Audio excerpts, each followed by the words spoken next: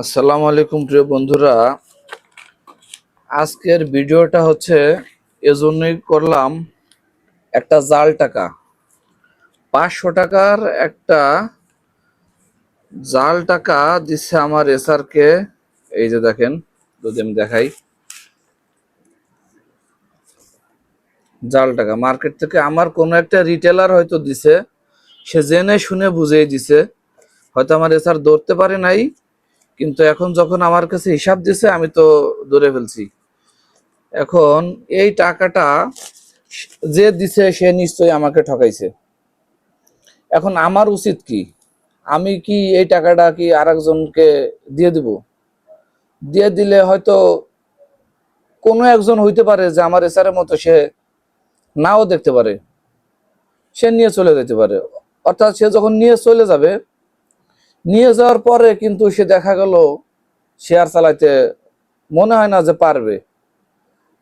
কারণ আমার চালানোর বিভিন্ন মাধ্যম আছে।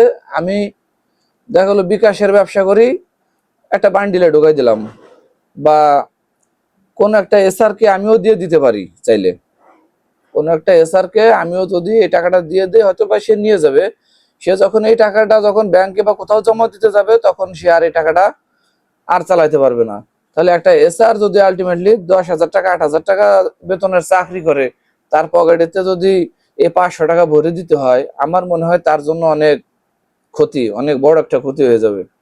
তো আমার উচিত এই মুহূর্তে আমি যেটা করব সেটা হচ্ছে কি, এই জাল টাকাটা যাতে আর কারো কাছে না যায়, এজন্য আমি এই টাকাটা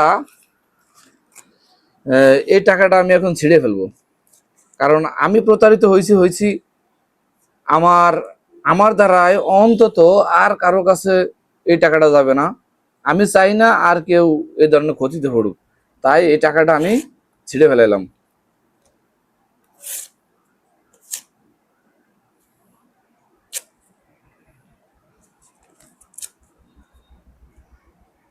তো আমি সকলের কাছে দয়া করে বিনীতভাবে রিকোয়েস্ট করব, আপনারা জেনে শুনে বুঝে অন্তত জাল টাকা কাউকে দিয়েন না ভাই। এটা অনেক ধরনের বড় একটা ক্ষতি। সকলে ভালো থাকবেন, সুস্থ থাকবেন। আসসালামু আলাইকুম।